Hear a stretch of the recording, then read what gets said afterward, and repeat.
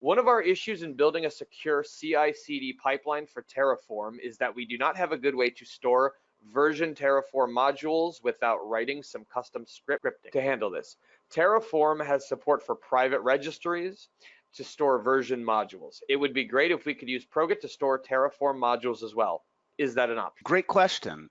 Now, Terraform is a relatively new technology, and it does have some private registries, but it's not really versioned based. It's something where it's just a host place to store some of your private modules.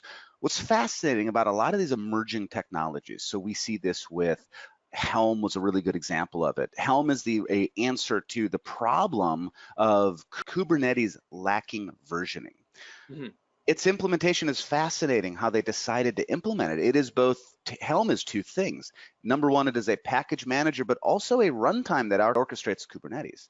The second thing too, so when we look at Terraform, I'll be honest, I'm not super familiar with Terraform. I've toyed with it in demos. I'm not an expert on it by any means, but what I do know is it's another emerging technology where the main focus on Terraform was to have a sort of platform neutral way or an easy way to script and have cloud infrastructure as code, not dissimilar to how Kubernetes is container infrastructure as code. In that sense, they're very similar. One of the last things that they thought, and when I say they, the people who created the tool could be HashiCorp. I'm not sure who's behind Helm, the Helm group or whatever. Oh, sorry, not Helm. Yeah, Terraform is Hashi. Yeah. Hashi, yeah. So one of the last things that they thought of was, how do we store versions of these Terraform modules or versions of our Terraform applications, whatever you want to call them?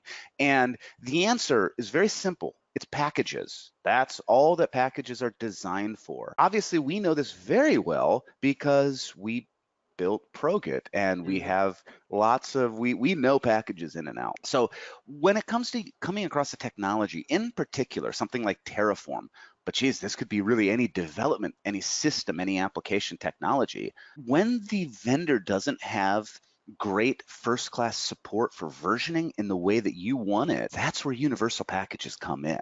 So actually, we've had users say, I'll give you an example. PHP has a technology called Composer. This is something that is used for packages. People have told me, they're like, I know PHP has Composer, but we decided to implement our own package manager for PHP using universal packages because universal packages are so good. They've got semantic versioning. They work with connectors. The way that Composer works with Git repositories, all this strangeness, it makes it really difficult to manage. So that's why they chose universal.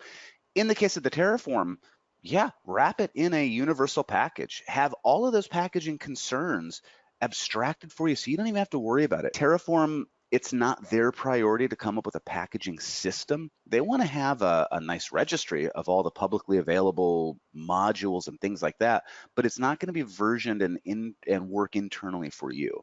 So what we could do, if Terraform does end up making a package manager for their own code, we'll try to support it, maybe depending on how they implement it. Some of these package manager folks never consider private package managers, or they make it so difficult to work with that it's fighting. Because their intent, by the way, it's not to harm the users. They just want to make packages, they want to support their open source community. So the whole purpose of the package registry is just free and open source.